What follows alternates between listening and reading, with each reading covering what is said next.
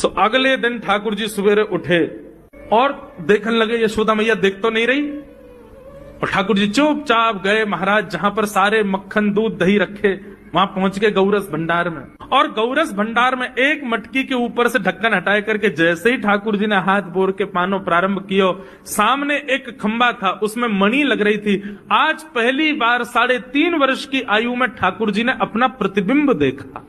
ठाकुर जी ने जैसे ही प्रतिबिंब में अपने रूप को देखा, अपने रूप को देख करके ठाकुर जी बोले, हो तू भी आयो यहां चोरी करवे? अपने आप से बात कर रहे हैं ठाकुर जी। अरे मैंने कही तो हती अपने अपने घर में चोरी करनी है, तू दारी के मेरे घर में आगो चोरी करवे? ठाकुर जी अपने प्रतिबिंब से बात कर रहे हैं। अब गौरस भंडार में ठाकुर जी की आवाज गूंज रही थी और वो गूंजते हुए रसोई घर में जा रही थी। रसोई में मैया ने सुनी, बोले लाला कहां से बोल लो है? उठ गयो कन्हैया? मुझको पतो भी ना चली, नूपुरन की आवाज ना आई। मैया दौड़ करके गई तो देखा ढूंढते ढूंढते गौरस भंडार में ठाकुर जी अपने प्रतिबिंब से बात कर रहे हैं। कितनी सुंदर झांकी है ठाकुर जी की। ठाकुर जी मक्खन पा रहे हैं। बोले अच्छा अब आ तो गए हो यहाँ पे, लेकिन सुन चुपचाप चोरी करके भाग जाइयो, मेरी मैया बहुत मारेगी तो को। बाकू यदि पतो चल गई तू चोरी कर रहा है तो को उखलते बांध देगी, मेरी मैया बहुत मारेगी। चुपचाप चोरी कर और निकल ले यहाँ से। ठाकुर जी चोरी की बात कर रहे थे, यशोदा मैया ने पीछे से सुनी, लाला ओ कन्हैया। ठाकुर जी घबरा गए, मैया कैसे आ गई? हाँ मैया, कौन से बात कर रहे हो तू? अरे मैया देख हमारे घर में चोर घुसायो है।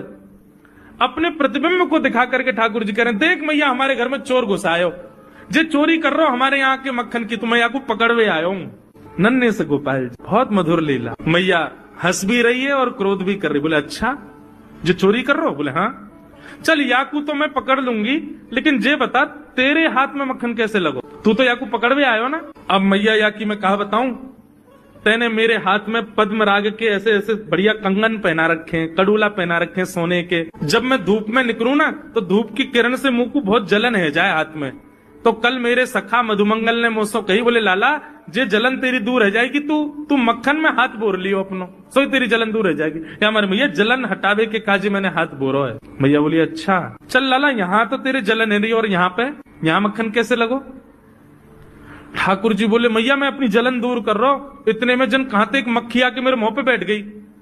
बाकू उड़ावे के काज मैंने जैसे मुंह पे हाथ किया सो मक्खन मेरे मुंह पे लग गो। मैया बोली लाला तू चोरी भी करन लगो और अब झूठ भी बोलन लगो मुझसे। ठाकुर जी ने ग्वाल वालों से कहा भैया मिशन फेल हो गया, घर में तो चोरी नहीं कर पाए हम।